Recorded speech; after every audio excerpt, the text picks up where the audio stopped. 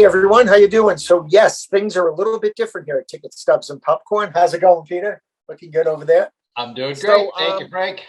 We are clearly in different places for this We are. recording. I have temporarily relocated. I am in Virginia these days, and Peter's still in California. So, but we're going to see how this works out. So hopefully it works out. I have a feeling this is going to go smoothly, but I am shocked a little bit that the prison system of the Commonwealth of Virginia is allowing this to happen. But that's not even funny. Anyway. I know the whole witness relocation thing. I get it. I am not in prison. So there. So I am so I'm hanging with some family here in Virginia. Got a lot of cool stuff going on this spring and summer. So fun stuff. So here we are. Today we're going to be talking about Matthew Broderick, which will be super fun. Right. We're also going to sort of bring back the remember a while ago, folks, those of you who watched the show, remember we used to do this little promo for a t-shirt company, Flock Design. So Flock Design, you say? We finally heard back from them again. I've been putting the promo at the front of the podcast, but I haven't been putting it at the front of this because we hadn't heard anything from them. So apparently they do still exist. Apparently we still exist too. Right? So we've been chatting. They actually decided to take one of my designs, so that's kind of cool. It's about writers and it's got a dictionary and stuff. So the link for them is, of course, always in the show notes, and there's a thing at the end. So check them out. They do still exist. They've got some fun stuff. They've got a new one that's called, it says, I will never mean ducking. You know, like when you autocorrect and you try to throw in an F-bomb and it autocorrects to ducking. I just thought that's funny. So, so they do still exist. So check them out. Use the promo code. I believe it's popcorn 15. It's in the show notes. Popcorn 15. You'll get 15% off, and then we get a little piece of that. It helps support the show, so that'd be cool. So today we're going to talk about Matthew Broderick. Broderick. He's Sounds pretty cool. Good. I got a question for you. Yeah, what do you got? All right. I'm not trying to lay the blame at anybody. Wasn't me. But are there some actors out there that you appreciate their work, but sometimes you just go, they are always playing the same role, and it may not be their fault. You know what I'm saying, though? Like the same type of person. All right, yeah. I got a couple of those right off the top of my head. They end up being the same character all the time, or most of the time. Yeah. I got a few of those. We'll save that one. All right, so start us off with Matthew Broderick. Matthew Broderick. Okay, Matthew Broderick sometimes comes in and out of our life depending upon whether you are only watching movies or this and that one. He's still very active, but a lot of times we don't see him because he's doing stage work. And so sometimes it seems like, boy, where did Matthew Broderick go? But he's busy and active. Matthew Broderick, for me, is still this young actor. He always will be that way to me because he was young when he started, and he keeps this kind of a youthful look all the time. He really does. Yeah, he's one of these timeless actors. And it's just kind of a weird little cherubic look sometimes, and that's just the way he is. So my picks happen to be early in his motion picture career, and I'm going to start with War Games. I can't tell you if this is really his first,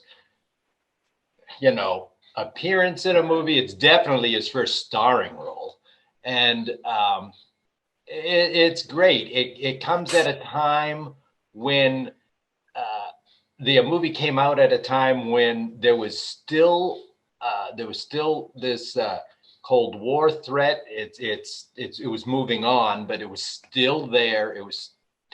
And also we're into the beginning of computer games and arcade, and so it dovetails these two situations that are going on in a common in the common life of the common American at the time, and he fits perfectly as the average teenager, I guess is what we're trying to say. He's the average teenager in an American life at this time, and early 1980s, and he pulls it off well. It keeps our interest because we really are concerned, because we don't know what the outcome could be. We don't know how serious any outcome could be, because it's all our inexperience at the time with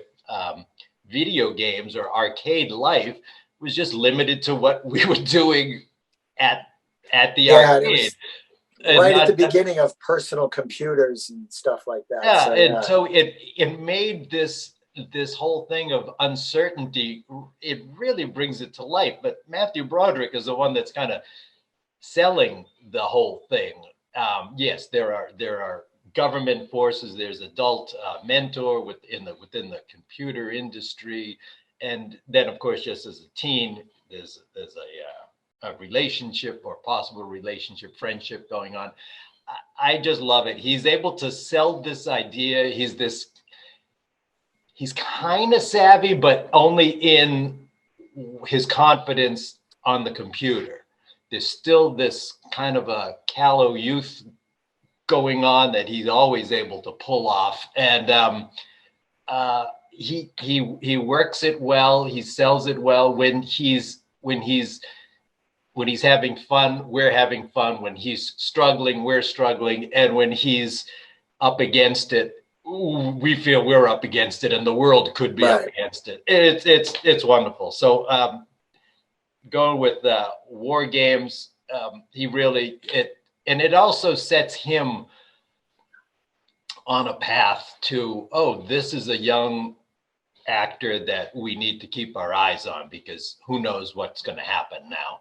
And so from there, once again, same general time period, maybe a year or two, maybe, I don't know for sure, after the one that's really probably become about as iconic of a Matthew Broderick role, kind of like the no-brainer pick for me, is Ferris Bueller's Day Off. Yeah. This one, it's great. It's like the kids against authority. It's the whole, kids against parents, kids against definitely school figures, different personalities within school. And it's just a perfect little slice of his fictional life. When I say within his whole cinematic little life there, where he's doing things that you may or may not do if you skipped school. And that's it's fun. You can, that one, yes, there's certain cars, there's certain clothing, this sort of thing might date stuff a little bit, but it's just the fact that this could be somebody in the 1950s skipping school. This could be somebody in the 70s skipping school. It could be 80. It could be any time, and it's just wonderful to see. The thing that is great is that Matthew Broderick is really front and center. He's breaking the wall often, talking to us directly, and he's with us in this sense. He's with his friends, and he's really hitting it off with them. And like I say, he balances or keeps at an arm's distance sometimes. The principal, the vice principal, his parents, how he's able to wrap them around his finger. It's just wonderful. He's able to spin a lot of stuff going, and sometimes he hasn't even left bed yet, and he's got this stuff going on. And it's great because there are times it seems like, he might be out of his element. This one might not pull a, you know what I mean? He might not be able to get this to work for him, but it's great. He shows everything with aplomb. He's got a certain confidence all the time. I'm not going to say a swagger because there are times that, he's up against it, but he's just, it's playful, it's fun, whimsical, any of those adjectives. It's just great. And Matthew Broderick, he's got a great supporting cast, but he's the one who's really able to kind of just bring it all about, and things circle around him. It's classic. Yeah. And there are things that people now will drop something, a line or whatever, and you go, oh yeah. It's really, that movie is so quotable, and it's definitely iconic. Anything. I mean, it's whether it's just some of the visuals, or you see it pop up in pop culture sometimes. Yeah. Little things, especially when they're in the museum and the painting and stuff like that. I think there was a Family Guy bit where they just really, the part where Cameron is like really zeroing in on like one little dot on that painting. Yeah. And I think either Family Guy or The Simpsons, which are the same show, but they did a nice little reference to that. I can't remember. I just know that it had something to do with the focus of some big stupid oaf, and that could be Peter Griffin or Homer Simpson. So yeah. Oh yeah. So love it. I mean, that one really has become not just iconic in that sense, but just it's timeless. It really worked then, works now. And, it holds up. Yeah, really does.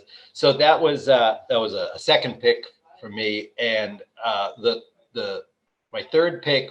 Once again, he's still a young man. It's not that much later than this. Is Biloxi Blues. Yeah, he plays Eugene, and this is another one. It's a slice of life, but obviously it's this military life, and so instead of his school friends and teen friends, now he's dealing with the other personalities, these recruits, that sort of thing, these drafted soldiers, and it's wonderful. It's a coming of age, if you want to call it that, because there's things going on, but it's the whole personality conflicts and things like that one that he has. And obviously whenever there is a military movie, you have to have a good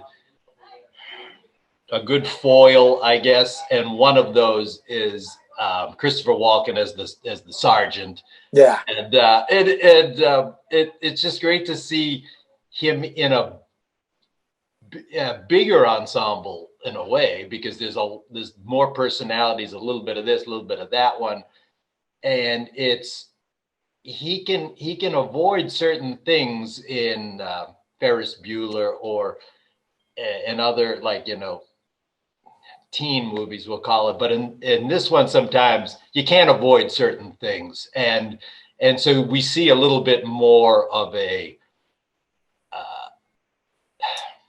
pressed, a little more harried. He's a little more worried in a different way. And that one, it's wonderfully written, as you'd expect any Neil Simon thing to be, but right. He's able to do it. And actually from Biloxi Blues, which had a very good stage run, that's, I think, when he gets more into stage acting, and we start to kind of lose him for a little bit. But he's still with us, obviously, in TV and movies, but we kind of lost sight for a little bit when he started to do some stage stuff. But love Biloxi Blues, great personalities. He mixes well with a lot of people. You see a lot of back and forth. Once again, part of the screenwriting, the dialogue, this banter going back and forth. And it shows him to be capable of maybe deeper stuff, so we start to see that about Matthew Broderick too. And I love those. Those are my three Matthew Broderick picks. I could probably go on. We overlap on two. Okay. We overlap on Biloxi Blues, which is really great because it is a good ensemble cast. He does have a great foil with Christopher Walken. It gets really serious, really fast. It's not just quippy. The writing is amazing, as you would expect from like a Neil Simon type of thing. And it was really one of those, like, when you went to see this movie, you're like, oh, I'm going to get to see Ferris Bueller in the Army. And it exactly. It's not quite, right, it's that, exactly. it is that, but this is him as a naive kid who's out into the world for the first time, and he's meeting people from different socioeconomic levels and people think about things differently. And it's really interesting. Probably one of my favorite scenes from that movie is when he goes to the USO dance or something like that. And he has a dance with, I want to say that the character's name is Daisy, and they have this great time together. They have a great conversation, and he's totally smitten. And before she leaves, she says to him that, Eugene, you didn't say one thing wrong this whole time. And it is probably it's got to be, in my mind, one of the cutest, most romantic little interchanges in cinema. I think it's fantastic, along with, As You Wish. Just as an aside, my sister and I watched Princess Bride last night, and the two of us were just like, it was like we were just quoting the whole movie the whole time, just talking. It was great.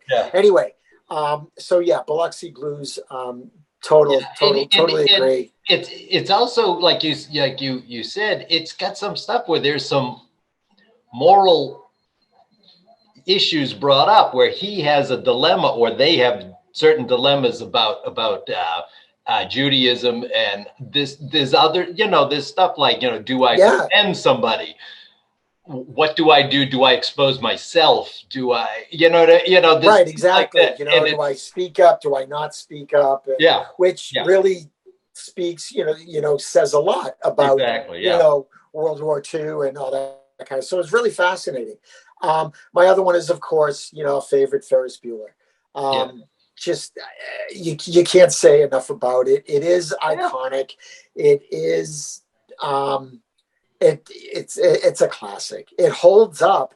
Unlike a lot of, we've spoken before about movies from the past that don't quite hold up, but I don't see anything in a Ferris Bueller movie that would be that would cause anyone to cancel Ferris Bueller. It's a movie that is that really does hold up, and it's charming and it's fun, and it's just like this, mirthful, youthful, let's get into some trouble type of deal. And that's got some of the funniest lines and situations in movies. So, but my last one. Oh, I'm sorry. I was just saying, even stuff that was pulled out during the movie, like the song Dunkashane, which is at the time was probably already 20 years old. They could pull something out and make it relevant in the scene. So it was already kind of like an old song that was dated in a certain way, but he's able to bring it out. And it's not dated anymore. Yeah, exactly. So the singing in the shower, the whole. There's so much great stuff, and then of course, the best of all post-credit scenes, is when he comes out and tells everybody to go home. Oh my God, I remember seeing that, being in high school, seeing that, and getting into, you see it on the weekend, and you go to school, and everybody's talking about it. Did you see Ferris Bueller's Dead? Did you wait till after the credits? Like, you didn't. Who waits? Yeah. I know people who went back to see it just to see, what happens. They went back because they ended up leaving too early the first time. Yeah. And then they had to go to verify, why is everybody talking about this? Yeah, exactly. It was great. So my next one is going to be Election. Yes. Another great one. And what's great about this one is that he's not a nice guy in this. He really isn't. You want you want to blame Reese Witherspoon for being, this annoying, Tracy Flick. But here's this teacher who lets this student just get to him. And he's just, and of course, his friend has the affair with the student, and that is terrible. Yeah. Okay. But here he is also about to, trying to have an affair with someone as well. So it's like, it's really, he's just not a nice guy in this, and you want to root for him. And the movie sort of plays with it such that you're on his side. But when you really think about it, it's just like, yeah, he's not a nice guy in this. And it's great to see him have that, do that performance, because he's not completely likable. And he's not just the smiling, grinning, teenager who's got it all together. He's this grown up who's, kind of like, again, just letting this kid get on his nerves, and he can't handle it. And his weird situation with his wife. It's almost possible that the election, Matthew Broderick could have been in Ferris Bueller's Day Off as one of the adults that he's against. Exactly. You know what I mean? Like, you could easily just take that character and be in the same scene with the younger Matthew Broderick. Yeah. So that was kind of refreshing to see him do something, where he's not completely likable, he's still funny. His performance is great. It's a riot to see him get stung in the face by a bee, and he's all swollen up. He looks insane, but really, and his life gets destroyed. He ends up being like a tour guide in a museum or something like that. So it's just, and he loved being a teacher, and he just lost it. So so those are my three. Those are absolutely great. Matthew Broderick. So your question, though, it's really interesting, because we talk about Matthew Broderick, and it's nice to see him do something different. Yes. But he sometimes plays a similar one. Gets back to your question about actors who always play the same guy, the same type of person. Obviously, the first one that comes to mind is Robert De Niro. Always. I would go Ryan Reynolds. Yes, definitely. I recently saw in like the span of 2 days, I saw Red Notice, and the one with Gal Gadot and The Rock. I saw Adam Project, and I saw Free Guy. And he is the only one that's slightly different is Free Guy, because he's like this naive pie in the sky kind of like dopey guy, but he's still Ryan Reynolds. And the good thing is that Ryan Reynolds, he's been playing the Ryan Reynolds guy for like, 25, 30, almost 30 years. And it's just, it worked, but it works. It still works. I'll continue to watch it. Yeah. Every damn time, because each one is just different enough for whatever movie he's in. Yeah. So great. I'll take him. A lot of times too, if he's with the right person, even if it's a small scene, like with Dwayne Johnson or somebody, in another movie, it always works. I mean, it works because of both personalities, but it works because you kind of have a certain expectation from Ryan Reynolds' character. You go, this is perfect. I don't think of many women though who fall into that. Kind of, sort of. Melissa McCarthy, maybe a little bit. She was, but then she started more drama. Sometimes later, I mean, sometimes with the female ones, it might be the supporting cast. Like Jane Lynch always plays the same character, pretty much. You know what I mean? Whether or not she's good or bad, you know what I mean? Like sometimes her character might be evil, but sometimes it's a good-hearted, tough character, but it's the same character, Right. But I can't think of very many other women who fall into that trap. Yeah, there was a little bit, like you said, with Melissa McCarthy, especially earlier. When she started doing kind of playing, a lot of different movies, but kind of the same character, not all. Yeah, she gets that boisterous sort of big girl thing going on, Yeah. So Maybe Rebel Wilson, a little the same thing. Well, yeah, she does that, and she's got a new movie out too that it looks like she's got that vibe going on, but she hasn't really. I don't know that she's done so much that she's had a chance to be any different, you know? Yes. And like I said, sometimes I think with supporting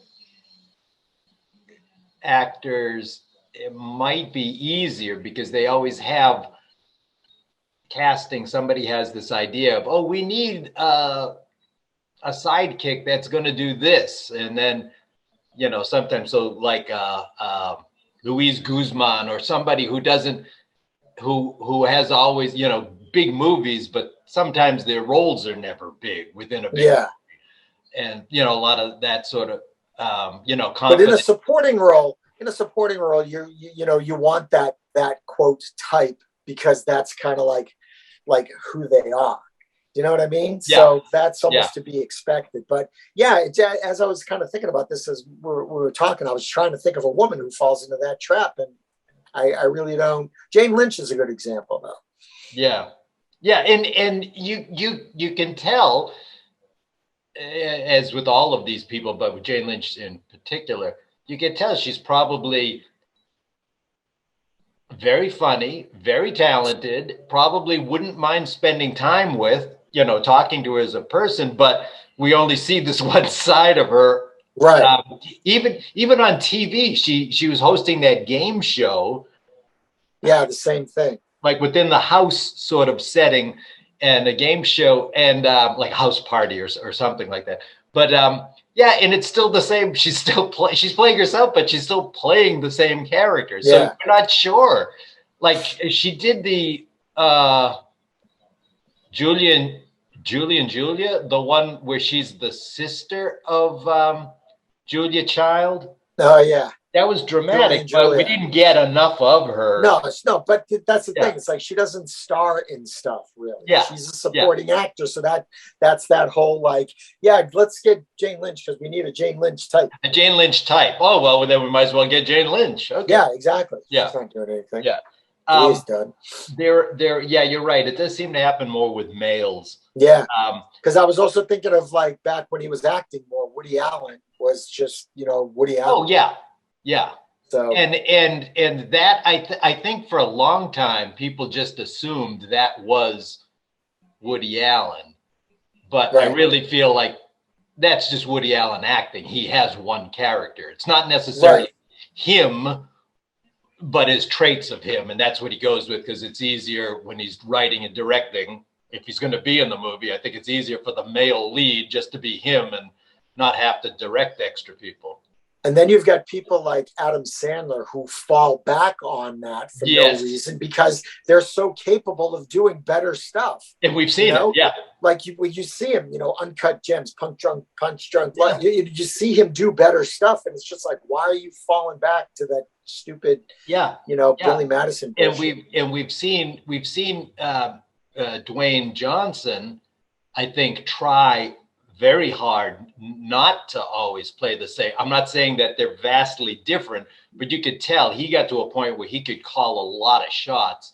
And I think he's trying not to do the same thing all the time. But he does. He kind of does, yeah. I mean, we had trouble, or at least let me say, I had trouble when we picked Vin Diesel's name out of the bucket.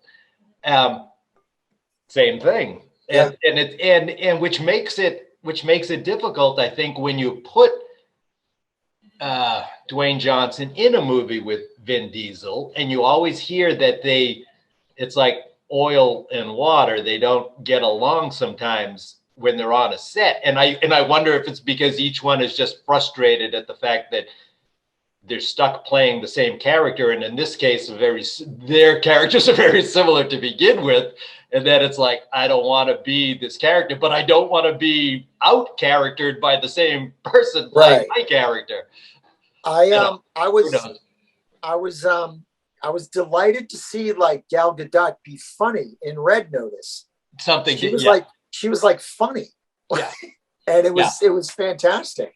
And then I watched Death on the Nile again.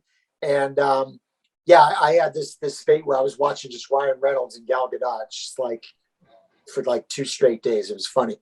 So, but anyway, that's where I am with that. So who's in the bucket?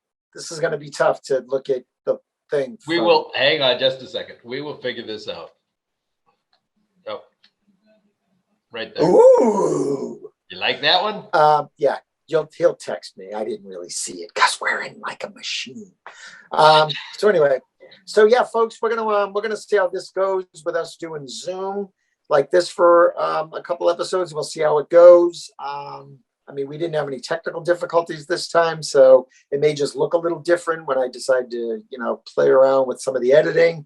Yeah. So we'll see what happens. We'd love to hear your thoughts, what you think, and yeah. So that's all I got. Peter, anything else for the folks?